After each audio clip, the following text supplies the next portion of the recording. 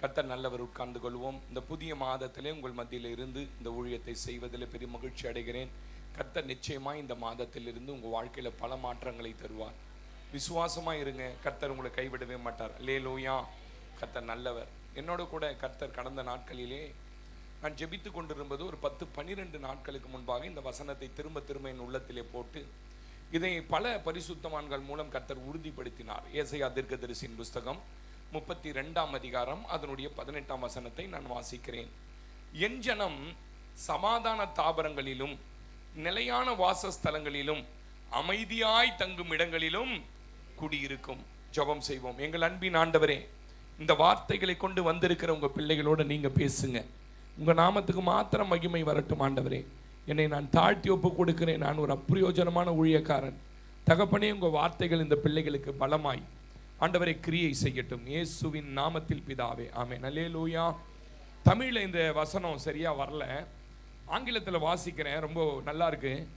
My people will live in secure and quietly home there will be rest. Amen சொல்லுங்க. என் ஜனம் எங்கே இருக்குன்னா செக்யூர், பாதுகாப்பான, ரொம்ப குவைட்லி, அமைதி நிறைந்த, நல்ல சமாதானம் நிறைஞ்ச இடத்துல இருக்கும். ஆமென் சொல்லுங்க. இன்னொரு டிரான்ஸ்லேஷன்ல அன்டிஸ்டர்ப்டு பிளேஸ் ஆஃப் ரெஸ்ட். யாருமே தொந்தரவு செய்வதற்கு ஆட்கள் இல்லாத இடத்துல இருப்பாங்களாம். ஆமென் சொல்லுங்களேன். இந்த வசனம் 32:18 சரியா வரல. இதுதான் அதனுடைய ஒரிஜினல். இடிபி டிரான்ஸ்லேஷன் ஒன்று இருக்கு. ஹீப்ரூல வந்து டைரக்டா தமிழுக்கு டிரான்ஸ்லேஷன் பண்ணது. என் மக்கள் அமைதி சூழ்ந்த வீடுகளிலும் பாதுகாப்பான கூடாரங்களிலும் சமாதானமும் தொல்லையற்ற தங்குமிடங்களிலும் குடியிருப்பார்கள். ஆமென். யாருக்கும் ஆண்டவர் பேசுறாரு. என் ஜனம் எங்க இருக்குன்னு கேட்டா, பாதுகாப்பு நிறைந்த இடத்துல, அமைதி நிறைந்த இடத்துல, சமாதானம் நிறைந்த இடத்துல, தொல்லை கொடுக்கறதுக்கே ஆள் இல்லாத இடத்துல இருக்கும். நாங்க அப்படிதான் இருக்கணும். தொல்லை கொடுக்கவே ஆள் இல்லை. இது இவர் வீடா, கோமதி வீடா, அந்த எவனும் வழிபோக்குன்னு இந்த வழியாய் வருவது இல்லை. ஆமென் சொல்லுங்க. நல்ல கண் இழுத்துமோ பாத்துறீங்களா சில இடத்துலலாம். அப்பதான் வந்து சார் மாணிக்க இருக்கிற, மாணிக்க யார் இருக்கிற, மாணிக்க இல்லை, தொல்லை கொடுத்துக்கிட்டே இருப்பான் சில இடத்துல. இங்க ஆண்டவர் சொல்றாரு, என் ஜனம் முதல்ல எப்படி இருக்குன்னா பாதுகாப்பா இருக்கணும். சொல்லுங்க, சொல்லுங்களேன். ரெண்டாவது அவங்க சமாதானமா இருக்கணும். மூணாவது ரொம்ப ரெஸ்ட் எடுக்கணும், இளைப்பாறுதலா இருக்கணும் அப்படின்னு ஆண்டவர் சொல்றாரு. அப்ப நல்லா நீங்க தீர்க்க தரிசன புஸ்தகத்தெல்லாம் வாசிக்கிறதுக்கே உங்களுக்கு பெரிய நாலேஜ் வேணும். நாலேஜ் இருந்தால் தான் தீர்க்க தரிசன புத்தகம் வாசிக்க முடியும். இது எப்பேற்பட்ட சூழ்நிலையில் ஆண்டவர் தம் ஜனத்தோட பேசுறாரு அப்படின்னு முதல்ல உங்களுக்கு புரியணும். இந்த ஏசாயா தீர்க்க தரிசன புஸ்தகம் மாத்திரம் கிட்டத்தட்ட 140 வருஷம் டியூரிங் பீரியட்ல எழுதப்பட்டது. ஏன்னா 4 ராஜாக்கள் பீரியட்ல எழுதப்பட்டது. அதுல முக்கியமான ராஜாக்கள் 2 பேர். எசேக்கியா 40 வருஷம் அரசாண்டார். உசியா 52 வருஷம் அரசாண்டார். 92 வருஷம் அரசாண்ட ராஜாக்களோட ஹிஸ்டரி இதுல இருக்கு. அப்ப இந்த சரித்திரம் புரிஞ்சாதான் இந்த வசனங்கள் உங்களுக்கு புரியும். என்ன நடந்தது அவங்களுடைய வாழ்க்கையிலன்னு கேட்டீங்கன்னா, இவர்களை அரசாண்ட ராஜாக்கள் இவர்களை பாதுகாக்க வேண்டியவர்கள், இவர்களுக்கு பாதுகாப்பா இருந்து சமாதானமான ஒரு வாழ்க்கை தர வேண்டிய ராஜாக்கள் அநீதியான காரியத்தினாலே எதிரிகள் உள்ளே நுழைந்து இந்த ஜனங்களை சூறையாடி, இவர்கள் மிகவும் கஷ்டப்பட்டு கட்டின வீடுகளை, நாட்டின திராட்சை தோட்டங்களை, அவனுடைய அசட் சொத்துக்களை எல்லாம் சூறையாடப்பட்டு இப்ப இந்த ஜனங்கள் முழுவதும் சிதறடிக்கப்பட்டு இருக்கிறாங்க. இந்த ஜனங்கள் எல்லாம் எங்கே வாழ்வது என்று தெரியாமல் வாழ்ந்து கொண்டிருக்கிறார்கள். இப்பேற்பட்ட ஒரு பயங்கரமான ஒரு சூழ்நிலையில தான் கர்த்தர் ஏசாயாவை கொண்டு சொல்றாரு, இனிமே என் ஜனம் அலைந்து திரியாது. அது சமாதானம் உள்ள இடத்துல, அமைதி நிறைந்த இடத்துல, தொந்தரவு செய்வார் இல்லாத இடத்துல அவர்களை நான் வைக்க போகிறேன். ஆமென் சொல்லுங்களேன். இன்னைக்கு நான் இப்படி சொல்றேன், உங்க முற்பிதாக்கள் அவர்கள் சந்தோஷத்துக்காக, அவர்கள் சுகத்துக்காக உங்களுடைய எதிர்காலத்தை கருத்திலே கொள்ளாம எல்லாத்தையும் அழித்து போட்டு அநீதியான வாழ்க்கை வாழ்ந்து போயிட்டு இருப்பாங்க. உங்களுக்கு ஒண்ணு இல்லாம இன்றைக்கு நீங்கள் அலைந்து திரிந்து கொண்டிருப்பீர்கள். இயேசுவின் நாமத்தில் தாழ்மையா சொல்றேன், உங்களுக்கு நீதி உள்ள ஒரு ராஜாவை கர்த்தர் இனி வருகிற நாட்கள்ல. 1ஆம் வசனம் வாசிங்க, புரியும் உங்களுக்கு. 1ஆம் வசனம் வாசிங்க, 32:1. இதோ ஒரு ராஜா நீதியாக அரசாளுவார், பிரபுக்களும் நியாயமாக துரைத்தனம் பண்ணுவார்கள். 15ஆம் வசனம் வாசிங்க. உன்னதத்திலிருந்து நம்மேலே ஆவி ஊற்றப்படும் மட்டும் அப்படியே இருக்கும். அப்பொழுது வனாந்தரம், அல்லேலூயா, இது பரலோகத்தின் காரியங்களுக்கு ஒரு நிழலாட்டமாக இருந்தாலும் அதே வேளையில பூமியில தன்னை நம்பி இருக்கிற உங்களை எப்படி வாழ வைக்க வேண்டியது என்னுடைய பொறுப்பு, கடமை என்று இயேசு சொல்லுகிறார். ஆமென் சொல்லுங்க. இது பரலோகத்துக்கு நிழலாட்டம். ஒரு நீதி உள்ள ராஜா வரப்போறார். அவர் வந்து அரசாளும் போது ரொம்ப அமைதியா இருக்கும், அமைதியான இடமா இருக்கும், அதெல்லாம் உண்மை. ஆனாலும் பூமியில என்ன நடக்க போகுதுன்னா, என்ன நம்பி வந்தீங்கல்ல, என்ன நம்பி இருக்கிறீங்கல்ல, உங்களுக்கு ஒரு சமாதானத்தை, உங்களுக்கு ஒரு அமெரிக்கையை, உங்களுக்கு ஒரு நிலையான இடத்தை தர வேண்டியது என்னுடைய பொறுப்பு, கடமைன்னு கர்த்தர் சொல்றார். ஆமென் சொல்லுங்களேன். அல்லேலூயா. ஆண்டவர் ஒரு மனிதனை, ஒரு குடும்பத்தை ஆளுகை செய்யும் போது அவன் வாழ்க்கை இப்படிதாங்க இருக்கும். அவன் அமைதியான இடத்துல இருப்பாங்க, சமாதானமான இடத்துல இருப்பாங்க, செக்யூர் பிளேஸ், பாதுகாக்கப்பட்ட இடத்துல இருப்பாங்க. அவனை தொந்தரவு பண்றதுக்கே என்ன இருக்க மாட்டாங்கன்னு கேட்டீங்கன்னா, ஆட்கள் இல்லாத இடத்துல இருப்பாங்க. ஆமென் சொல்லுங்களேன். உலக மக்கள் பாருங்க, ஓடி ஓடி உழைக்கிறாங்க பாருங்களேன், பணம் நிறைய சம்பாதிக்கிறாங்க. ஆனா வீட்டுல என்னன்னு கேட்டீங்கன்னா அமைதி இல்லை. ஏதோ ஒரு இடத்துல அவங்களுக்கு பயங்கர போராட்டம் இருக்குது, நிம்மதி இல்லை. ஏதோ ஒரு இடத்துல அவங்களுக்கு வியாதியும் மரணமும் நேரிட்டு கொண்டே இருக்கிறது.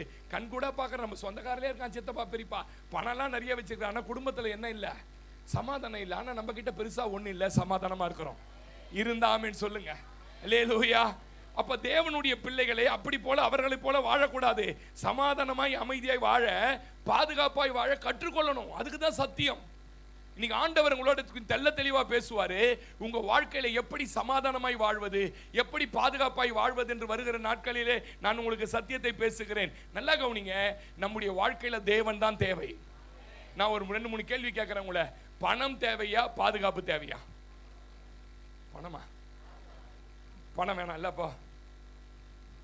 பாருங்க எவ்வளவு பெரிய வீடு இல்லை, இப்ப இடிஞ்சு விழுந்தது. என்ன ஒரு மியான்மர், அந்த தலாய் லாமாலாம் அங்கதான் இருக்கிறான், புத்த பதத்தை. அவ்வளவு பெரிய வீடு. நான் பெங்களூர் போயிருந்தேன் பாருங்க. ஒரு பொண்ணுக்கு குழந்தை இல்லைன்னு எனக்கு கார்ல வச்சு கூட்டு போனாங்க ஜெபம் பண்றது. கார்ல போயிட்டு ஜெபம் பண்ண 24வது மாடியில வீடு வாங்கி வச்சிருக்கான் அந்த புள்ள. நான் சொல்றேன், ஏமா அடிக்கடி ஏறி எப்படிமா ஏறுறீங்க, லிப்ட் ரொம்ப கஷ்டம். கீழெல்லாம் சீப் அங்கிள் வீடு, 30வது மாடி 1.25 கோடின்னுது. ஒரு குழுக்கு தான், எத்தனை கோடியா இருந்தாலும் போயிடும். அப்ப என்ன தேவை தெரியுமா? பாதுகாப்பு தேவை. நாம என்ன சொல்ல மாட்டீங்க. 2வது இப்படி கேட்கிறேன், ஆசீர்வாதம் தேவையா, அமைதியும் நீண்ட ஆயுசுலும் தேவையா? அமைதியும் நீண்ட ஆயுசு தான் நமக்கு தேவை. ஆசீர்வாதம் நிறைய இருக்குதுங்க. 2 கிட்னியும் போயிடுச்சு, என்ன பண்ணுவீங்க? இல்ல 7 பிளாக் உள்ள என்ன பண்ணுவீங்க? ஒண்ணும் பண்ண முடியாது. கண்ணு மங்களா தெரியுது சார் காலையில. ஆனா ஆசீர்வாதம் நிறைய இருக்குதுன்னா என்ன பண்ணுவீங்க? அப்ப பணம் அல்ல. அதனால்தான் நீதிமொழிகள் 10:22 ஞானி எழுதனா இப்படி வாட்சி பாருங்க. அது தமிழ்ல சரியா வரல. கர்த்தருடைய ஆசீர்வாதம் உனக்கு உண்மையான செல்வத்தை கொடுக்கும் அப்படி. நீங்க பாருங்க, பிராக்கெட்ல என்ன பண்ணது போட்டிருக்கா, ஈடிபில பணத்தை அல்லன்னு போட்டிருக்க, நாட் மணி. உண்மையான ஆசீர்வாதம் ஒரு மனிதனுடைய வாழ்க்கையில பணம் அல்ல. கர்த்தருடைய ஆசீர்வாதம் உனக்கு உண்மையான செல்வத்தை கொடுக்கும். அது ஒருபோதும் துன்பத்தை கொண்டு வராது. கையை தட்டி சொல்லுங்களேன், கர்த்தர் எனக்கு கொடுக்கிற ஆசீர்வாதம் ஒருபோதும் துன்பத்தை கொண்டு வராது. ஆமென் சொல்லுங்க. அல்லேலூயா. அதுல அந்த ஆசீர்வாதம் என்னென்னு எழுதுறாரு 10ஆம் அதிகாரத்துல 3ஆம் வசனத்துல சொல்றாரு, அவனை பசியினால வாழ விட மாட்டார். யார? கர்த்தர் கொடுக்கிற ஆசீர்வாதம் இருக்குது இல்ல, அது உங்களை பசியினால வாழ விடாது. கர்த்தருக்குள்ள வந்தும் நான் சாப்பாட்டு கஷ்டப்படுறேன்னா உங்க ஆவிக்குரிய வாழ்க்கையில ரொம்ப எங்கேயோ இடத்துல கர்த்தரை கனம் பண்றது நீங்க தவறிட்டீங்கன்னு அர்த்தம். கர்த்தருக்கு கொடுக்க வேண்டிய கனத்தை தவறுன சவுலுடைய குடும்பம் தான் சாப்பாட்டுக்கு அலைஞ்சாங்க. சாப்பாட்டுக்கு நீங்க அலையறீங்கன்னா கர்த்தருக்கு கொடுக்க வேண்டிய மகிமையை நீங்க திருடிட்டீங்கன்னு அர்த்தம். கர்த்தருக்கு கொடுக்க வேண்டிய கனத்தை நீங்க எடுத்துக்கிட்டீங்கன்னு அர்த்தம். நான் சிலரால பாக்குறேன், சில குடும்பங்களை பாக்குறேன், சாப்பாட்டுக்கே கஷ்டம்னு சொல்லி அரிசி இல்லைன்னு போய் கடன் வாங்குறாங்க. நம்ம சபையில இல்ல, சில இடங்கள்ல. அதுக்கு என்ன காரணம்னு கேட்டீங்கன்னா, அவங்க கர்த்தருக்கு கொடுக்க வேண்டிய கனத்தை கொடுக்க மாட்டாங்க. சரி, ஆசீர்வாதம் என்ன பாஸ்டர்? பசியில விட மாட்டார். 24வது வசனம் பாத்தீங்கன்னா, விரும்புகிறத கொடுப்பார். நீங்க என்ன விரும்புறீங்களோ என்ன பண்ணுவாரு? விரும்புகிறத கொடுப்பார். 27ஆம் வசனத்தை வாசி பாருங்க, அவனுடைய ஆயுசு பெருகும். 28ஆம் வசனம் வாசி பாருங்க, அவன் வீட்டுக்குள்ள மகிழ்ச்சி இருக்கும். ஆமென் சொல்லுங்க. 30ஆம் வசனம் வாசி பாருங்க, அவன் அசைக்கப்படவே மாட்டான். கையை தட்டி சொல்லுங்க, கர்த்தருடைய ஆசீர்வாதம் உண்மையான செல்வத்தை உனக்கு கொடுக்கும். அது ஒருபோதும் என்ன கொடுக்காது? துன்பத்தை கொடுக்காது. ஆமென். இன்னைக்கு 3 காரியத்தை சுருக்கமா சொல்லி உங்க மனசுல ஆழமா பதிகிற மாதிரி இந்த ஏசாயா தீர்க்கதரிசி 32:18 சொல்லப்பட்ட அந்த கருத்தை ஒரிஜினல் டெக்ஸ்ட்ல இருந்து எடுத்து உங்களுக்கு நான் பேசுறேன். நம்பர் 1, ஒரு மனிதனுடைய வாழ்க்கையில என்ன வேணும்னு கேட்டீங்கன்னா, அமைதி வேணும், ரெஸ்ட் வேணும், சமாதானம் வேணும். ஆமென் சொல்லுங்க. ஒரு மனுஷனா படைக்கப்பட்ட வாழ்ற நாள்ல நேத்து பாஸ்ட் போன் பண்ணிருந்தாங்க, ஜேசஸ் ஐயா, தம்பி ராத்திரில தூக்கம் வர மாட்டேது தம்பின்னாரு. ஐயா அதே சேம் ப்ராப்ளம் ஏன்னா, நான் சேம் ப்ராப்ளம் என்னதான் தம்பி அதுக்கு காரணம் அப்படின்னாரு. 3 காரணம் சொல்றாங்க ஐயா. 1, எதிர்காலத்தை குறித்து யாருக்கு ரொம்ப பயம் வருதோ அவங்களுக்கு தூக்கம் வராது. ரெண்டாவது பினான்சியலா ரொம்ப பாதிப்புல இருக்கிறவங்களுக்கு தூக்கம் வராது. மூணாவது குடும்பத்துல யாராவது நோய்வாய்ப்பட்டு இருந்தாங்கன்னு வச்சுங்களேன், அவங்களுக்கு தூக்கம் வராது. நாலாவது எதிரிகள் சத்துருக்கள் ரொம்ப அதிகமா அளவுல நம்மள ஏதாவது பண்ணிடுவாங்களோ அப்படின்னு நினைச்சா இந்த 4 பேருக்கு அவங்களுக்கே தெரியாத மன அழுத்தம் வந்து என்ன ஆயிடுமா, தூக்கம் வராது. இந்த 4 பேருக்குள்ள மனசுக்குள்ள என்ன இருக்காதான்னு கேட்டீங்கன்னா எப்பயுமே நிம்மதி இருக்காதான். இன்னைக்கு ஆண்டவர் வாக்கு கொடுக்கிறார், இந்த 4ல நீங்க எதுல இருக்கிறீங்கன்னு எனக்கு தெரியாது. கர்த்தர் சொல்றாரு, இனிமே நான் உனக்கு ரெஸ்ட் கொடுக்க போறேன், ஒரு சமாதானத்தை கொடுக்க போறேன், ஒரு அமைதியை தர போறேன். ஆமென். ஒரு வீட்டுக்குள்ள அமைதி தேவைங்க. எத்தனை பேர் நம்புறீங்க? அமைதி வீட்டுக்குள்ள இல்லைன்னு வச்சுக்கோங்களேன், 1000 நீங்க வகை வகையா டிஷ் செஞ்சு வறுத்து வச்சிருந்தாலும் அதை சாப்பிட்றதுக்கு மனசு வராது. எல்லாம் சாப்பிடலாம் ரெடி பண்றீங்க, அந்த நேரத்துல செம்ம சண்டை வந்துடுச்சு வீட்டுல, எல்லாம் அடிச்சு புடிச்சு முடி பிச்சின்னு பிக்கிறீங்க. ஐயோ பிச்சாலும் பரவாயில்ல, எனக்கு கொஞ்சம் இதை பிச்சு போடு சாப்பிட்டு அப்படியானா சொல்லுவோமா? ஆமா. மறாவது நாள் காலையில என்ன பண்ணுவோம் தெரியுமா, அதை தூக்கி கொட்டி எல்லாம் பண்ணி ஒரு 10 நாள் கழிச்சு கேட்போம், மனுஷனை அவ்வளவு கஷ்டப்பட்டு செஞ்சனடா, சண்டை வளர்த்து எல்லாத்தையும் வீணாக்கிட்டீங்கன்னு சொல்லுவோம். அப்ப நல்லா கவனிங்க, ஒரு வீட்டுக்குள்ள என்ன வேணும் நான் விரும்புறேன்னு கேட்டா ஒரு அமைதி வேணும். இந்த அமைதி வீட்டுக்குள்ள வரணும்னா முதல்ல என்ன வேணும் தெரியுமா, அந்த அமைதி உங்க மனசுக்குள்ள வரணும். ஆமென் சொல்லுங்க. வருங்க, வரும். எத்தனை பேர் நம்புறீங்க? இங்க யாரையோ பார்த்து கர்த்தர் சொல்றாரு, மனசுக்குள்ள அமைதி இல்லாம இருக்கிறீங்க. இன்னைக்கு கர்த்தர் சொல்றாரு, முதல்ல உன் வீட்டுக்குள்ள அமைதி வரணும்னா உன் மனதுக்குள்ள ஒரு அமைதி வர பண்ண போறேன். ஆமென் சொல்லுங்களேன். அல்லேலூயா. எத்தனை பேர் நம்புறீங்க? ஏன் இன்னைக்கு நிறைய பேரால சமாதானத்தோட அமைதியோட வாழ முடியறது இல்லைன்னா, ஒரு கிறிஸ்துவன் தேவனை தேடுகிறவர்கள் என்றைக்கும் தேவ காரியத்திற்கும் தேவ வசனத்துக்கும் தான் கீழ்ப்படியணும். அது எப்ப நீங்க கீழ்ப்படியாம தேவ காரியத்துக்கு முக்கியத்துவம் தராம, உங்க எல்லாருக்கும் வேலை இருக்குது, உங்க எல்லாருக்கும் வேலை இருக்கு. இங்க யாருமே வேலை இல்லாத வெட்டி யாருமே கிடையாது. ஆனா ஏன் 1ஆம் தேதி வந்திருக்கு தெரியுங்களா? என்னுடைய வாழ்க்கையும் என் குடும்பமும் என் பிள்ளைகளும் நான் செய்கிற தொழிலும் கர்த்தரை சார்ந்து இருக்கணும். அதனால்தான் சொல்றார், மாத பிறப்புகளிலும் வருடாந்திர கூடுகளிலும் சனிக்கிழமை ஆராதனைகளிலும் கர்த்தரை மாத்திரம் மையப்படுத்தி வரணும் இஸ்ரவேலர்கள். அல்லேலூயா. சிலருக்கெல்லாம் பாருங்க, இதை மையப்படுத்த மாட்டாங்க, வேற எதையோ மையப்படுத்துவாங்க. அவங்க வாழ்க்கை முழுவதும் பாத்தீங்கன்னா அந்த தத்தளிக்கிற அந்த இருதயம். ஏசை நீங்க 1 சாமுவேலின் புஸ்தகம் 1 சாமுவேல் புஸ்தகம் 4ஆம் அதிகாரம் 13ஆம் வசனம் வாசிங்க. 1 சாமுவேல் 4:13 வாசிங்க. அவர்கள் வந்தபோது ஏலி ஒரு ஆசனத்தின் மேல் உட்கார்ந்து வழியையே பார்த்து கொண்டிருந்தான். தேவனுடைய பெட்டிக்காக அவன் இருதயம் என்ன பண்ணிட்டு இருக்குதா? அவன் இருதயத்துக்குள்ள என்ன இல்ல தெரியுமா? பாலும் தேனும் ஓடுகிற தேசம் தான், கர்த்தர் வாக்கு பண்ண இடம் தான். ஆனா என்ன இல்ல தெரியுமா? இருதயத்திலே அமைதி இல்ல, தத்தளிப்பு இல்ல. நான் அடிக்கடி சொல்லுவேன், எந்த குடும்பம் தேவ வசனத்திற்கு, எந்த மனிதன் தேவனுக்கு கீழ்ப்படியாமல் வாழ்கிறார்களோ அங்க நீங்க அமைதியை பார்க்கவே முடியாது.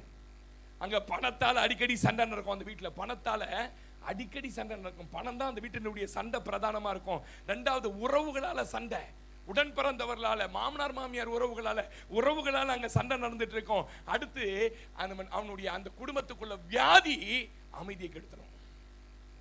நிறைய பேர் நினைச்சுக்கிறோம், ஒரே ஒரு ஆராதனைக்கு மாத்திரம் நான் போல, கிட்டத்தட்ட 6 வருஷம் கோர்ட்டுக்கு நாயா அலைஞ்சேன் தெரியுமா உங்களுக்கு? ஒரு ஆராதனைக்கு மிஸ் பண்ணிட்டு ஒரு இடத்துல பிரியாணி போடுறாங்க. நான் சொல்றது 2003. நிறைய பேர் வீட்டுல இன்னைக்கு நிறைய சங்கடத்துக்கு என்னன்னா, தேவனுக்கு கொடுக்க வேண்டிய முக்கிய இடத்தை யாருக்கோ கொடுத்துட்டு இருப்போம்.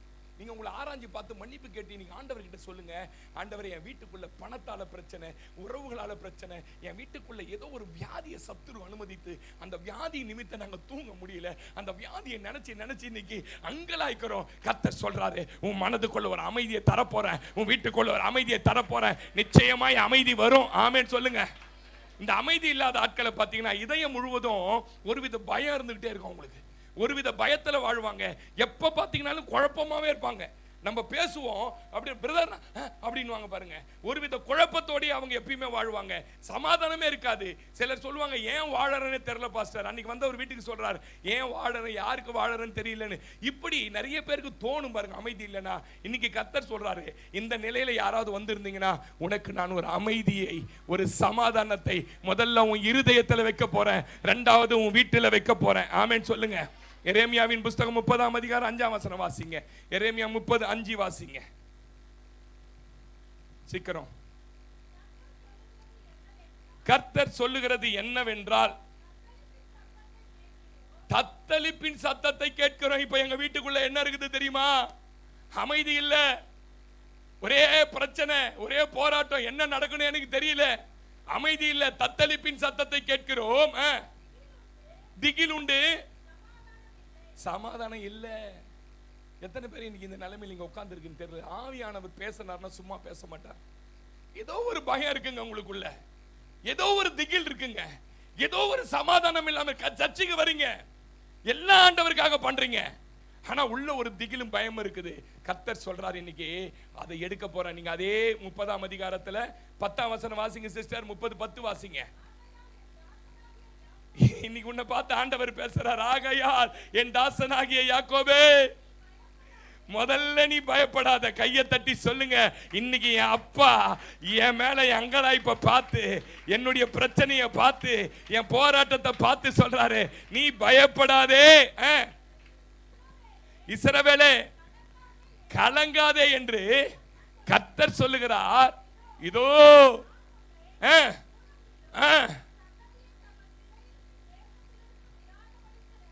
இந்த 32:18 இந்த 30:10 ஒரே டைம்ல 2 தீர்க்கதரிசிகளால் எழுதப்பட்டது.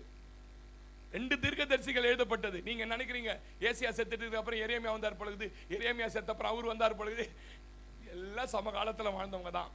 ஒவ்வொரு பகுதியில ஒவ்வொருத்தருக்கு தீர்க்கதரிசனம் சொல்லிட்டு இருந்தாங்க.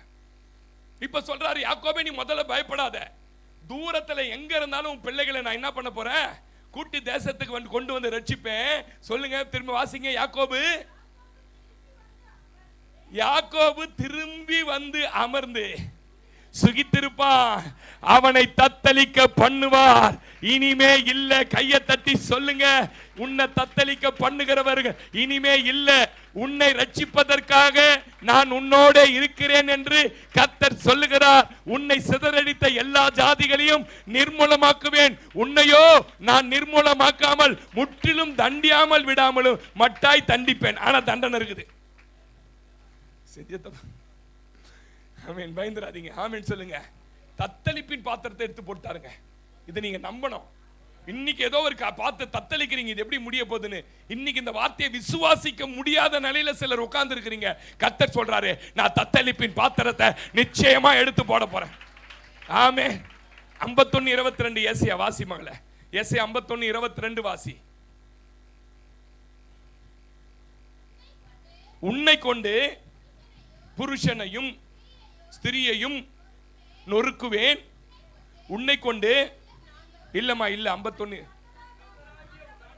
கர்த்தராகிய உன் ஆண்டவரும் தம்முடைய ஜனத்துக்காக வழக்காட போகிற தேவனுமானவர். உனக்காக என்ன பண்ண போறார் தெரியுமா?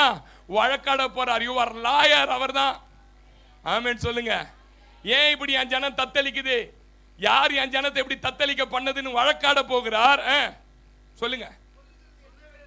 சொல்லுகிறது என்னவென்றால், இதோ தத்தளிப்பின் பாத்திரத்தை உன் கையிலிருந்து நீக்கி போடுகிறேன்.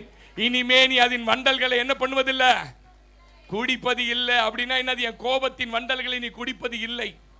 ஆமென் சொல்லுங்க. முதல்ல இன்னைக்கு ஆண்டவருக்கு சொல்றாரு, உனக்கு ஒரு சமாதானத்தை உன் இருதயத்திலையும் உன்னுடைய வீட்டிலையும் தரப்போறேன். இனிமே உன் இருதயம் தத்தளிச்சின்னு இருக்காது, இருதயம் பயந்துன்னு இருக்காது, இருதயம் குழம்பின்னு இருக்காது. இனிமே நீ எதகத்தையும் கவலைப்பட மாட்ட. ஏன்? அவர் சொல்லிட்டாரு, இதை என் கையில் இருந்து என் வீட்டில் இருந்து நீக்கி போடுவேன். சொன்னவர் சாதாரணமானவர் அல்ல, அவர் பயங்கரமான தேவன். அல்லேலூயா. இரண்டாவது நேராச்சு. இரண்டாவது பாதுகாப்பு, செக்யூர் கொடுப்பார். ஆமென்.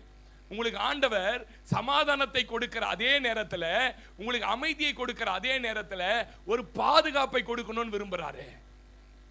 நீங்க சகரியா தீர்க்கதரிசியின் புத்தகம் 2ஆம் அதிகாரம் 5ஆம் வசனம் வாசிங்க. சகரியா 2:5 வாசிங்க. நான் அதற்கு சுற்றிலும் அக்கினி மதிலாயிருந்து, எல்லாமே கர்த்தர் சொல்றதா இன்னைக்கு வார்த்தை. ஆமென் சொல்லுங்க. என்ன தெரியுமா சொல்றார்? இரண்டாவது உனக்கு சமாதானம் கொடுப்பேன். இரண்டாவது உன் வீட்டுக்குள்ள என்ன தரப்போறேன் தெரியுமா? சுற்றிலும் அக்கினி மதிலின் பாதுகாவலை நான் தரப்போகிறேன். எத்தனை பேர் ஆமென் சொல்றீங்க? உலகத்துல பாருங்க, எந்த விதமான பாதுகாப்பு யாருக்குமே இல்லைங்க. இயற்கைகளால பயங்கரமான அழிவுகள் வருது. 1ஆம் தேதி வாக்குத்தத்த ஆராதனை ஆண்டவர் சொன்னார், கர்த்தருக்கு பயப்படாத தேசத்தின் மேல் என் கோபாக்கினியை ஊற்றி பூமி அதிர்ச்சிகளால் தேசத்தை அழிப்பேன். நீங்க வேணா வாசி எடுத்து பாரு, அந்த எடுத்து பாருங்க. கர்த்தர் சொன்னாரு இயற்கையினால் அழிப்பேன்னுட்டு. எல்லா இடங்களிலும் இன்றைக்கு இயற்கைகளால் பேரழிவு, பூமி அதிர்ச்சி, நெருப்புனால அழிவு, நீர்னால அழிவு, யுத்தங்கள், யுத்தத்தினால ஜனங்கள் கொத்தா மடிக்கிறாங்க, கொலைகள், கொள்ளை வியாதிகள், மந்திர வல்லமைகள், மனிதர்களை கொல்வது என பிசாசு தீவிரமாய் செயல்படுகிற இந்த காலகட்டத்தில் நம்மை நாமே பாதுகாத்துக் கொள்ள முடியாது. எத்தனை பேர் ஆமென் சொல்றீங்க? கர்த்தர் தாங்க சுத்தி வேலி போடணும். ஒரு பிரபலமான பாஸ்டர் மதுரையில் இருக்கிறாங்க, ஜோசப் பாலச்சந்திரன். அந்த ஐயா ஒரு சாட்சி சொன்னாங்க, மறக்கவே முடியாது. 30 லட்சம் ரூபாய் கொடுத்து செத்து போன ஒரு ஒரு பிணத்திற்குள்ள உயிரை கொடுத்து அதற்குள்ள எவ்வளவு பயங்கரமான ஆவிகளை ஏவி அனுப்ப முடியுமோ 30 லட்சம் செலவு செய்து ஒரு பெரிய குடும்பத்தாரை அழிப்பதற்காக ஆவிகள் ஏவப்பட்டது. அந்த செத்து போன பாடி உண்மையாகவே எழும்பி வந்தது. எத்தனை பேர் நம்புவீங்க? இதெல்லாம் உண்மையாகவே அனுப்பப்பட்டது. பாடி அனுப்பப்பட்டு அவங்க இருக்கிற வீட்டுக்குள்ள சென்று அத்தனை பேரையும் இன்றைக்கு ராத்திரி கொண்டு, அதான் அந்த டார்கெட், அந்த மந்திரத்தினுடைய டார்கெட். அவங்க புறப்பட்டு அந்த ஆவி வந்தபோது, அந்த தெரு முனைக்கு வந்தபோதே அந்த வீட்டை சுற்றிலும் சுடரொளி பட்டயத்தை ஏந்தி கொண்டு ஒரு பெரிய தேவ தூதர்களோட சேனை அந்த இடத்துல நின்று கொண்டிருப்பதை அந்த பேய் பார்த்துட்டு, இதற்குள் என்னால் நுழைய முடியவில்லை, இதை சுற்றிலும் ஒரு அக்கினி எரிகிறது, இதை சுற்றிலும் ஒரு அக்கினி நடக்கிறது, ஓ இதை சுற்றிலும் தேவ தூதர்கள் பாதுகாப்பு இருக்கிறது என்று ஆமே அவரை ஒரு பெரிய தேவ மனுஷன் சொன்ன சாட்சி. அத்தனை லட்சங்கள் செலவு பண்ண அந்த வீட்டுக்குள்ள நுழைய முடியல. இன்னைக்கு என்ன தெரியுமா பிரதர் சொல்ல வரேன்? கர்த்தர் உன்னுடைய வீட்டுக்குள்ள அக்கினி மதிலாய், உன் பிள்ளைகளை சுற்றி அக்கினி மதிலாய், உன் தொழிலை சுற்றி அக்கினி மதிலாய், எல்லாவற்றையும் சுற்றி அக்கினி மதிலாய் இருப்பேன் என்று வாக்கு கொடுக்கிறார். I am a secure for you. நான் உன்னை பாதுகாப்பேன். அல்லேலூயா. ஒரே ஒரு பாதுகாப்பு, தேவனுடைய வேலிங்க, அவருடைய மதில் தாங்க நம்மளை பாதுகாக்க முடியும். ஆமென் சொல்லுங்க. சாலமோன் ராஜாவாயிட்டாரு. சாலமோன் ராஜாவான முதல்ல செஞ்ச வேலை என்னன்னா, தன் நகரத்தை சுத்தி பெரிய அரண் கட்டினாரு. பைபிள் படிச்சிருந்தா தெரிஞ்சிருக்கும். பெரிய அரணை கட்டி திறமைசாலிகள் எல்லாம் செக்யூர் ஆக்கிட்டாரு. போலீஸ், அதான் என்னது, ராணுவத்தை நிறுத்திட்டாரு. எருசலேம் மேல இனிமே யாரும் யுத்தம் பண்ண வர முடியாது. 40 வருஷம் சாலமோனுடைய நாட்கள் யுத்தமே நடக்கல. எத்தனை பேருக்கு தெரியும் தெரியல. அவ்வளவு செக்யூர் பண்ணி இருந்தாரு. அந்த மனுஷன் சொல்றாரு 127:2 இவ்வளவு நான் செக்யூர் பண்ணினதுனால பாதுகாப்பு இல்ல, கர்த்தர் நகரத்தை காவாராகில் காவலாளர்கள் விழித்திருக்கிறது. கையை நல்லா தட்டி சொல்லு, என் வீட்டுக்குள்ள நான் எவ்வளவு சேஃபஸ்ட் பிளேஸ்ல இருந்தாலும் கர்த்தர் காவாராகில். ஆமென் சொல்லுங்க. அல்லேலூயா. பெரிய வீட்டை கட்டலாம் பிரதர், பாதுகாப்பு நிறைந்த இடத்துல இருக்கலாம், அதெல்லாம் உங்களை காப்பாத்தாது. கர்த்தருடைய பாதுகாப்பு தான். நான் சொல்றேன், நானும் கர்த்தர் எனக்கு கொடுத்த பிள்ளைகளும் கர்த்தராலே பாதுகாக்கப்படுவோம். எத்தனை பேர் நம்புறீங்க? என் திருச்சபையில கர்த்தர் கொடுத்த விசுவாசிகள் கர்த்தராலே பாதுகாக்கப்படுவாங்க. எனக்கு கொடுத்த தாய் தகப்பன் கர்த்தராலே பாதுகாக்கப்படுவோம்.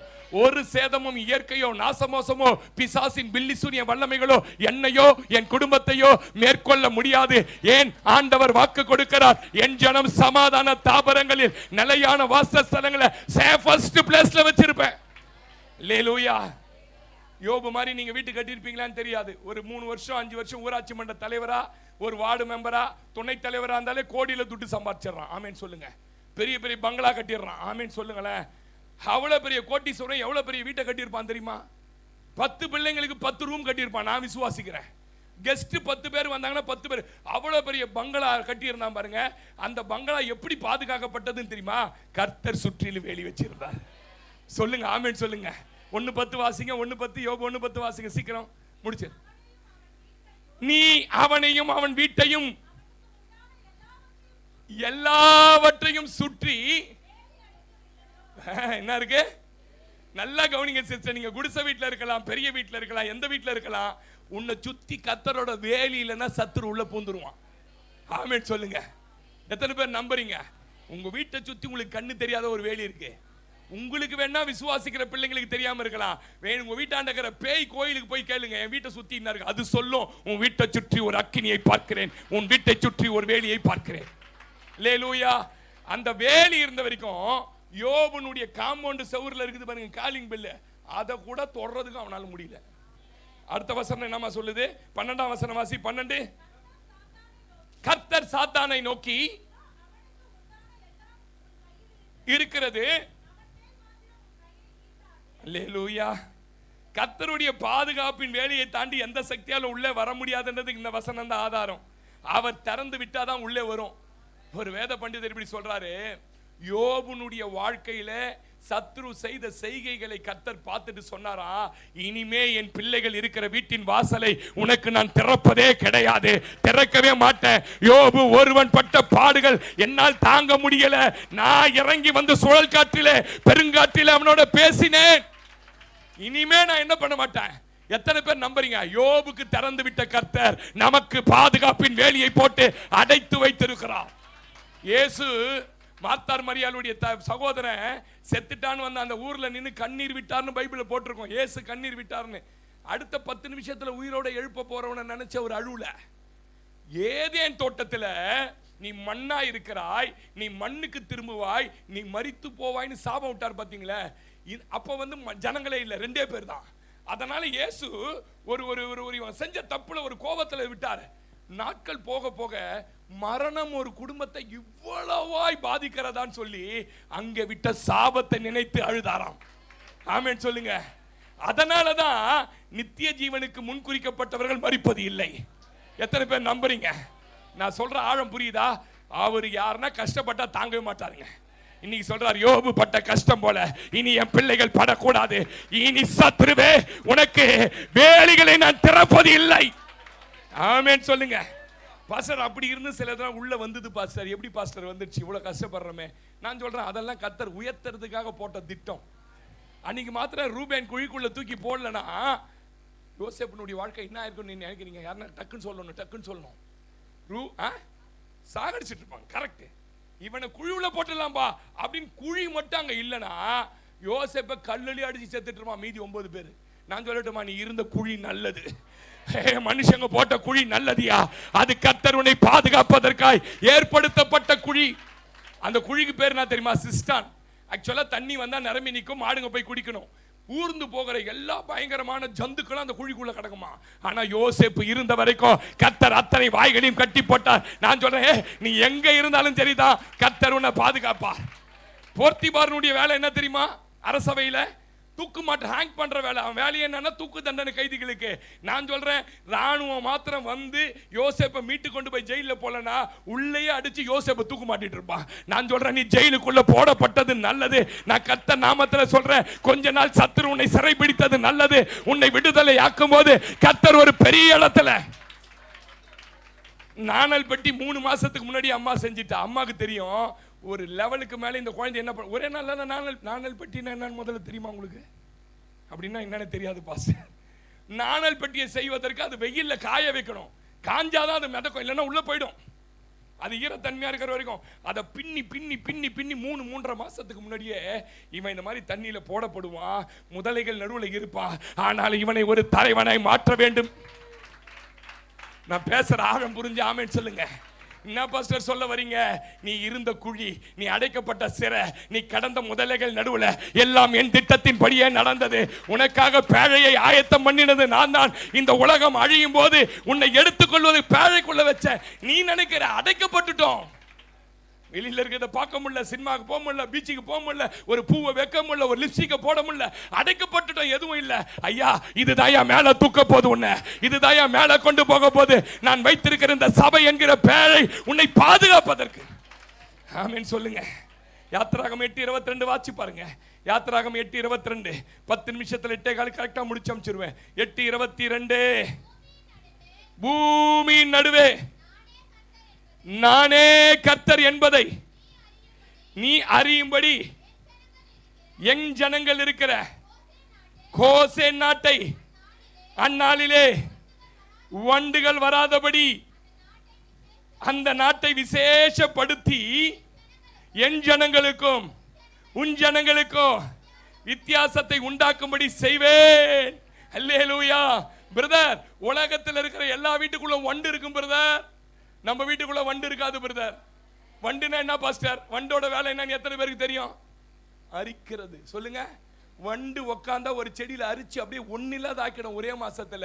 உன் வீட்டுக்குள்ள வருகிற ஆசீர்வாதங்களை அரிக்கிற, உன் பணத்தை அரிக்கிற, உன்னுடைய உன்னுடைய உன்னுடைய உன்னுடைய எல்லா உழைப்பையும் அரிக்கிற வண்டுகளை இன்னைக்கு கர்த்தர் சொல்றாரு, அது உலகத்தில் இருக்கும். நீ சம்பாதிக்கிறத வட்டிக்காரனுக்கே கொடுக்கிற, நீ சம்பாதிச்சு நல்லா சாப்பிட முடியல, அரிக்கிற வண்டுகளை இன்றைக்கு இயேசுவின் நாமத்தில் அந்த ஆவிகளை வெளியேற்று.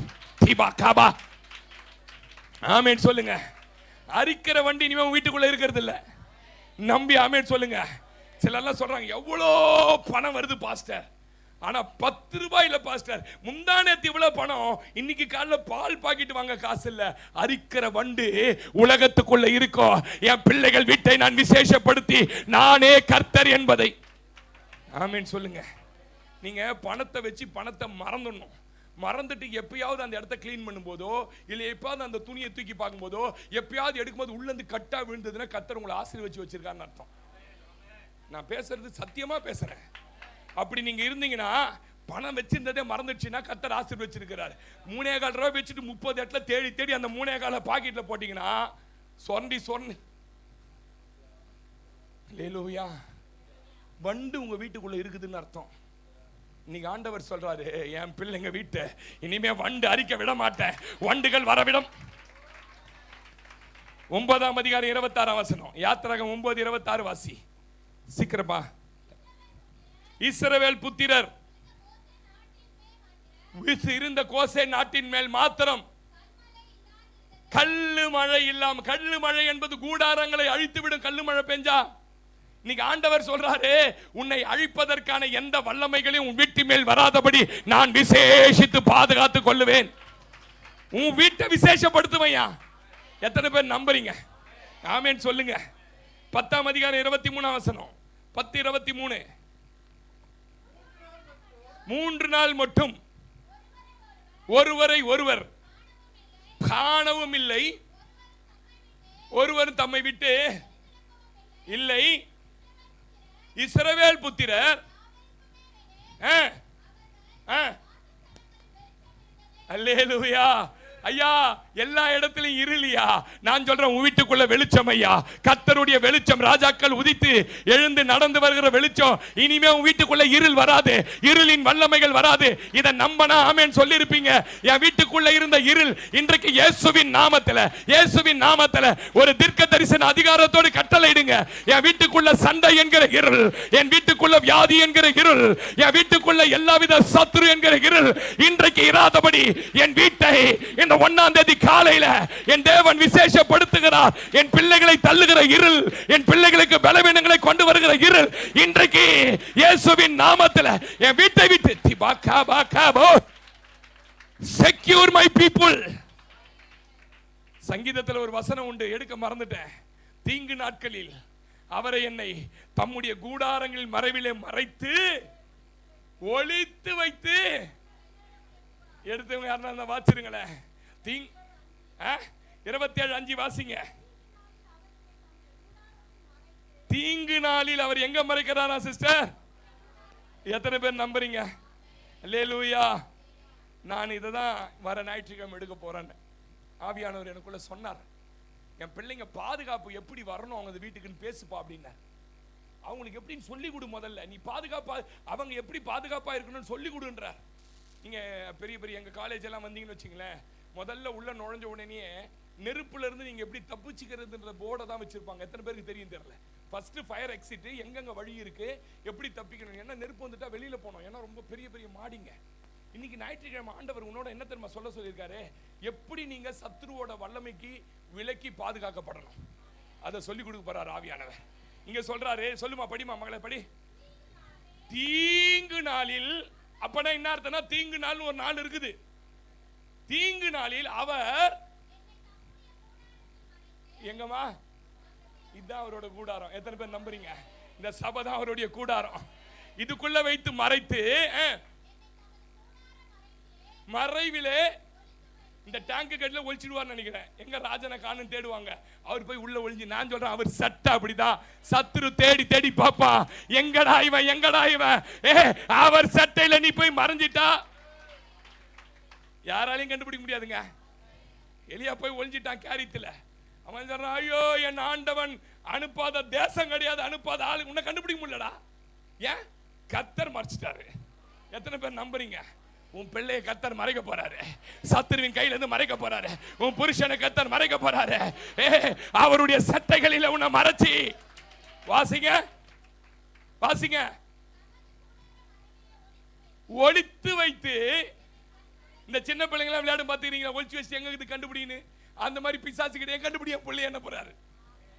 அவர் மறைச்சு வச்சா என்ன பார்க்க முடியுமா? துட்டு எடுக்க கூடாதுன்னு சொல்லிட்டு மெர்சிக்கு நீ மறைச்சு ஒரு இடத்துல வச்சுட்டு போயிட்ட. அது சாயங்காலம் வரைக்கும். இங்க ஆண்டவர் சொல்றேன், என் பிள்ளைகளை என்ன பண்ண போறேன் தெரியுமா? அவன் பார்க்காதபடி, அவன் மேற்கொள்ளாதபடி மறைச்சி வச்சிட போறேன். மறைத்து வாசி மகள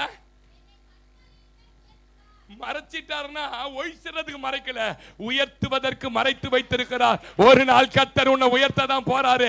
யார் உன்னை தப்பா புரிஞ்சாங்களோ, யார் உன்னை அவமானப்படுத்தினாங்களோ, யார் உன்னுடைய வாழ்க்கையில அதலங்கோலமா மாத்த நினைச்சாங்களோ, அவங்க முன்ன உயர்த்த போறாரு. மறைச்சி வச்சிருக்கிறார். ஆமீனா ஆமீனா அல்லேலூயா. எத்தனை பேர் சந்தோஷமா இருக்கிறீங்க? என் ஜனம் சமாதானப்பா, தாபரங்கள்ல நிலையான வாசம். மூணாவது சொல்லி முடிச்சிடுறேன். உங்களுக்கு அவர் கொடுக்க போறது இனிமேல் நிலையா இருக்கும், பெர்மனன்ட். ஆமென் சொல்லுங்க. எத்தனை பேர் நம்புறீங்க? இனிமே அவர் எது உங்க கையில கொடுத்தாலும் அதை சத்துருவோ மனிதர்களோ பெருக்க பெர்மனன்ட் நிலையானதை கர்த்தர் உங்களுக்கு இந்த மாதத்தில இருந்து கொடுக்க process துவங்கிட்டாரு. ஏசாயா 22ஆம் அதிகாரம் 22 23. ஏசாயா 22ஆம் அதிகாரம் 22 23 வாசி.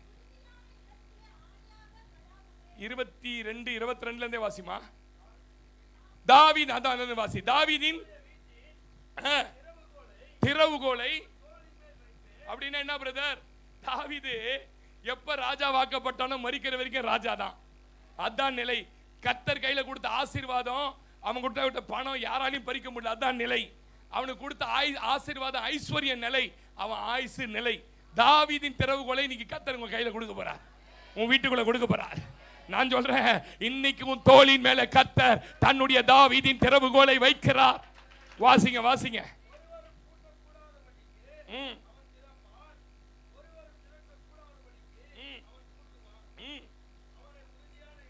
அதான் பிரதர் ரொம்ப முக்கியமான வசனம். அவனை உறுதியான இடத்திலே நான் ஆணி எழுதி வச்சுக்கங்க. உங்களை கர்த்தர் உறுதியான இடத்துல. ஆமென்.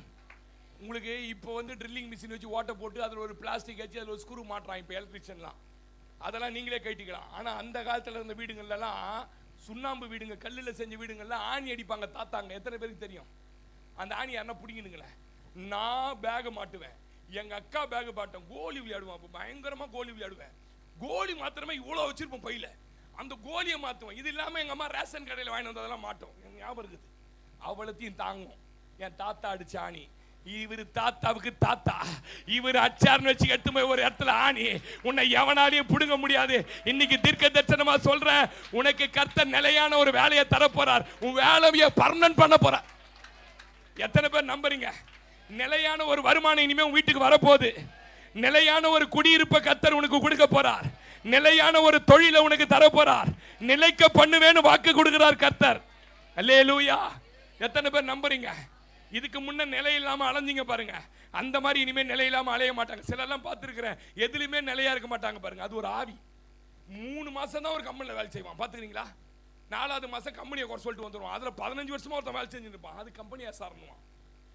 அது ஒரு ஆவி. அந்த ஆவி இன்னைக்கு துரத்தணும். ஆமேன்னு சொல்லுங்க. சிலர்லாம் தப்பா எடுத்துப்பீங்க, நிறைய பேர் வந்திருக்கிறீங்க. சிலர்லாம் ஒரே வேலையில் நிலையா இருக்க மாட்டான், சிலர்லாம் ஒரே வீட்டில் நிலையா இருக்க மாட்டாங்க. நாங்கள் 18 வருஷம் ஒரு வீட்டில் வாடகை வீட்டில் கொடுத்துன்னு வந்தோம். அதில் 2 வீடு தான் மாறணும். 2 வீடு தானம்மா, 3 வீடு. 6 வருஷம் 6 வருஷம் 6 வருஷம் ஒரு வீட்டில். சிலர்லாம் ஒரு வீட்டில் கொடுத்து, அது ஒரு ஆவி. நீங்கள் நினைக்கிறீங்க அது ஒரு ஆவி. அப்படி இருக்கக்கூடாது. இன்னைக்கு மாற்றிங்க அதை. சிலர்லாம் பாருங்க ஒரே சபையில் இருக்க மாட்டாங்க பார்த்துக்கிறீங்களா? சபையா சுற்றுவான், கட்சியில் மண்டையை போட்டுருவான். 37 பாஸ்டர் வந்து நிற்பான். இது நான் வந்து ஞானஸ்தானம் கொடுத்தேன், இதுக்கு நான் பரிசுத்த ஆவி அபிஷேகம் கொடுத்தேன், இதுக்கு மைக்கூச்சி பேச கற்று கொடுத்தேன். 37 பேர். அந்த கேள்வி செத்தும் உயிரை வாங்க பாருங்க. 37 பேருக்கு இப்போ உங்க பையன் காணிக்க கொடுக்கணும். 37 × 500 போடு.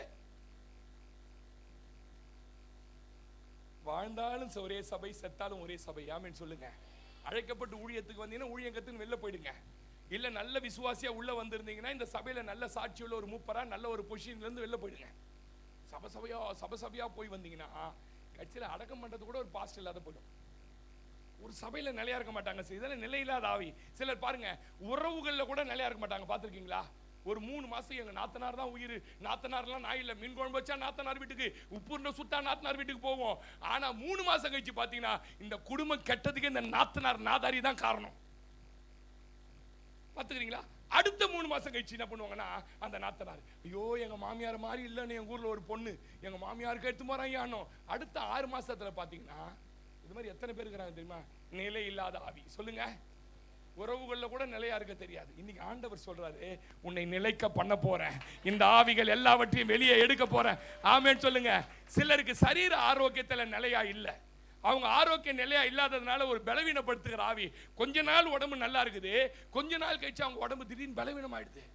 என்ன நடந்ததுன்னே தெரியல. கர்த்தர் இன்னைக்கு சொல்றாரு, உன்னை அடிக்கடி பலவீனப்படுத்துகிற இன்பேலன்சிங் ஸ்பிரிட்டை கர்த்தர் எடுத்து போட்டு இன்னைக்கு அந்த பலவீனப்படுத்துகிற ஆவியை உனக்குள்ள இருந்து ஒரே நிலையாய் நல்ல காலேப்பு மாதிரி 85 ஒரே நிலையான ஆவி, மோசே மாதிரி ஒரே நிலையான ஆவியை வைக்க போறார். சிலர் விசுவாசத்துல நிலையாவே நிற்க மாட்டாங்க. பாத்திருக்கீங்களா? ஒரு வாரம் அப்படியே அடிச்சு தூக்கம், அப்படி வெயிட்டு வந்துடுறேன் அப்படி. ஆனா அடுத்த 2 வாரம் கழிச்சு அப்படியே புஷ்னு போய் அப்படியே முடியலமா அப்படின்றாங்க. இன்னைக்கு கர்த்தர் சொல்றாரு, உன் விசுவாசத்தை, உன் ஜெப வாழ்க்கைய, அனுதினம் என்ன தேடுறத நான் நிலையா நிக்க வைக்க போறேன். ஆமென் சொல்லுங்க. ஏங்க இனிமே நான் தீர்க்க தரிசனமா சொல்லி அனுப்பி விட்டுறேன். கடைசி வசனம். இனிமே எது உங்க மேல மோதனால நீங்க விழ மாட்டீங்க. கர்த்தர் நிலைக்க பண்ணுவாருங்க. மத்தேயு 7:24-25 நீ கண்மலையின் மேல் அஸ்திபாரம் போடப்பட்டு இயேசு என்கிறவரின் மேல் கட்டப்பட்டு வருகிறாய். அதனால பெரும் வெள்ளம் வரலாம், பெரும் காற்றடிக்கலாம், பெரும் மழை வந்தாலும் மோதி அடித்தாலும் அது என்னது? எத்தனை பேர் நம்புறீங்க? அல்லேலூயா. இனிமே உங்களை யாரும் அசைக்க முடியாதுங்க. இனிமே உறுதியா நிப்பீங்க. இந்த உறுதின்றதுக்குள்ள வீக் உள்ள நுழைய முடியாது. எத்தனை பேருக்கு தெரியுமா? நல்ல ஸ்ட்ராங்கா ஹியூமினிட்டி இருக்கிற ஒரு ஆளை எத்தனை கிருமி வேணாலும் வரட்டுமே, அதுதான் தோத்து போய் வெளில ஓடும். அந்த பலவீனமா இது அப்படி தொண்டையை புடிச்சு பாஸ்டர்னுவாங்க சிலர்லாம். இன்னைக்கு நீங்க உறுதியா இருக்கிறதுனால எந்த விதமான வீக்னஸ் உங்க உலக்குள்ள. எபேசியர் 2:19 ஆண்டவர் உங்களை எப்படி கட்டி எழுப்புறாராம் பாருங்க. வாசிங்க எபேசியர் 2:19. அப்படின்னா என்னது? இனிமே அலைஞ்சி திரிஞ்சு பிரதர் சிஸ்டர் வீடு அடிக்கடி காலி பண்ற சிஸ்டர், உங்களுக்கு ஒரு சொந்த வீட்டை கர்த்தர் கொடுக்க போறார். பிரதர் உங்களுக்கு ஒரு சொந்த வீட்டை தர போறார். யாரோ வீட்டை கட்ட போறீங்க இந்த மாசம், எழுதி வச்சுக்கோங்க. கட்டுவதற்கான ப்ராசஸை கர்த்தர் தொடங்குகிறார். தேடி வந்து சொல்ல போறாங்க. ஆமென் அல்லேலூயா. பாவனி வீடு எல்லாமே இவ்வளவு கஷ்டப்படுறது எனக்கு வருத்தமா இருக்குது, அதனால கொஞ்சம் கொடுக்கிறேன், இதுல வீட்டை சொல்ல போறாங்க. நம்ப விசுவாசிக்கிறவனுக்கு எல்லாம் கூடும். ஆமென். நீ பரதேசி மாதிரி என்ன பண்ண மாட்ட, அந்நியராய் அலைந்து திரிய மாட்ட.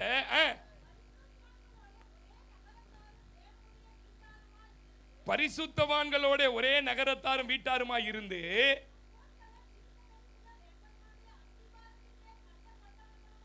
இப்ப நீ எதுல கட்டிட்டு வரேன் தெரியுமா? உன்னை நானு உபதேசத்தை கட்டின்னு வரேன்.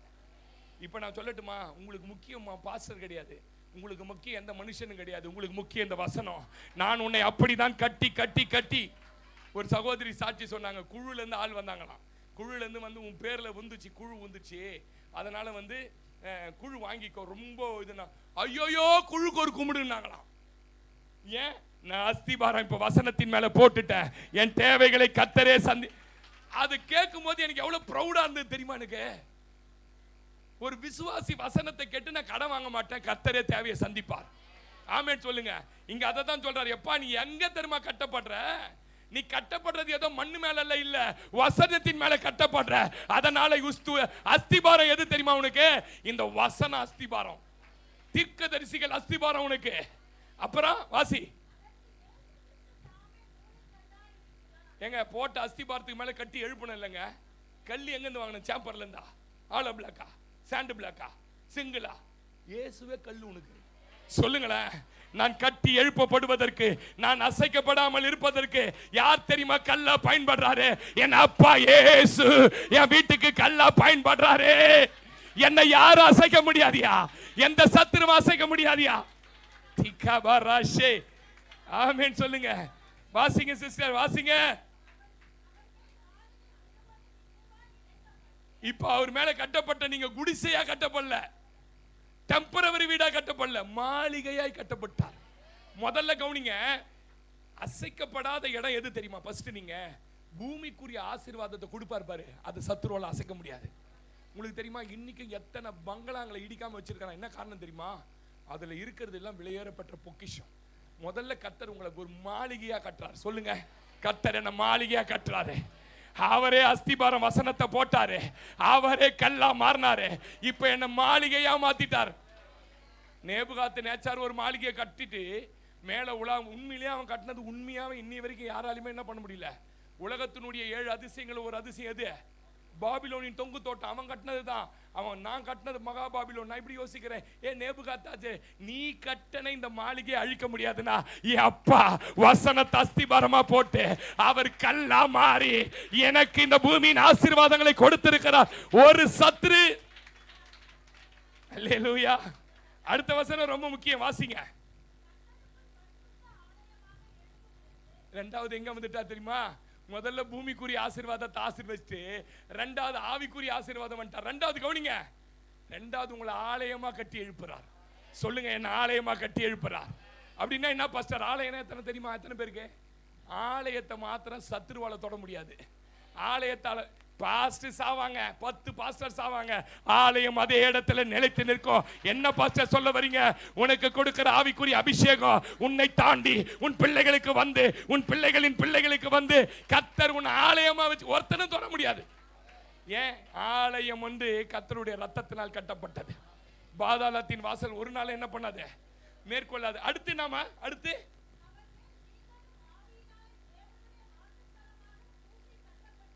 அவ்வளவுதான், முடிச்சிட்டேன். ஆமீன் சொல்லுங்க. முதல்ல மாளிகையாக்கினார், ரெண்டாவது ஆலயமாக்கினார், இப்போ வாசஸ்தலம் ஆக்கிட்டார். அப்படின்னு என்ன தெரியுமா? நிறைய பேர் வந்து தங்க போறாங்க உன் ஆசீர்வாதத்தின் கீழே. உனக்கு கீழே உனக்கு ஒரு பெரிய வாசஸ்தலமாய் கர்த்தர் இதை அசைக்கவே முடியாது. நம்புறீங்களா? முழங்கால் போடலாமா? முழங்கால் போடலாமா? எத்தனை பேர் இன்னைக்கு உண்மையிலே ரொம்ப பிரயோஜனமா இருந்தது பாஸ்டர்? கர்த்தர் இந்த வசனத்துக்கு இவ்வளவு ஆழம் இருக்குது, அது இன்னும் ஆழம் இருக்குது, இன்னும் நான் உங்களுக்கு கொடுக்க போறேன். ஆமீன் சொல்லுங்க. முதல்ல உங்களை ஆண்டவர் ஒரு இடத்துல அமைதியா சமாதானத்தோட வைக்க போறார். உன் மனதுக்குள்ள அமைதி இல்லாத வந்திருக்கிற மகளே, என்ன ஆகுமோ அந்த வியாதி, என்ன ஆகுமோ இந்த பிரச்சனை, அமைதி இல்லாம வந்திருக்கிற உன்னை கர்த்தர் அமைதி பண்ண போறாரு. ஆமீன் சொல்லுங்க. சமாதானம் தரப்போறார். உன் மனதில் மாத்திரம் சமாதானம் இல்ல, உன் வீட்டுக்குள்ள சமாதானம். தத்தளித்து கொண்டிருக்கிற உன் இருதயம், குழம்பி கொண்டிருக்கிற உன் இருதயத்தை கர்த்தர் மாற்ற போறாரு. ஆமே. ரெண்டாவது உன் வீட்டை பாதுகாக்க போறாரு, செக்யூர் பண்ண போறாரு. நிச்சயமாய் நீ உன் பிள்ளைகள் மேல சத்துரு கை வைக்க முடியாது, உன் கணவன் மேல் கை வைக்க முடியாது. இன்றைக்கு இந்த வசனத்தை அனுப்பி, இந்த வசனத்தின் வேலியை அனுப்பி உன் வீட்டை சுற்றில சர்ப்பங்களின் வீட்டுக்குள் வருவது இல்லை. வியாதியின் வல்லமைகள் வருவது இல்லை. மூணாவது, நான் உன்னை பலமான இடத்துல பெர்மனன்ட் பிளேஸ்ல உனக்கை ஸ்தாபிக்க போறேன், உன்னை நாட்ட போறேன். இந்த வார்த்தைகள் அப்படியே செய்து முடிங்க. இயேசுவின் நாமத்தில் பிதாவே. எழுந்து நின்று ஒரு பாடல் பாடும்போது கத்தர்காய் காணிக்க கொண்டு வந்திருந்தா போடுங்க. ஒரு சிலர் கேட்டுக்கிட்டாங்க, பாஸ்டர் முடிஞ்சிச்சுன்னு வேகமா ஓடி போயிடுறோம், காணிக்க கொண்டு வந்து கூட போட முடியல, உங்களையும் பார்த்து ஜெபிக்கிற அளவுக்கு டைம் இல்லைன்னு. அதனால கொண்டு வந்திருந்தா போடுங்க, இல்லைன்னா அடுத்த மாசத்திலிருந்து கண்டிப்பா வாக்குத்தத்த ஆராதனையில காணிக்கை எடுக்கப்படும். எழுந்த அந்த பாட்டு உன்னதர் மறைவில் தங்கி வாழ்கிறோம் பாடும்போது கர்த்தருக்காய் காணிக்கை படைப்போம், கர்த்தர் சமூகத்தில் ஜெபிப்போம். கர்த்தர் நம்மளை ஆசீர்வதிப்பார்.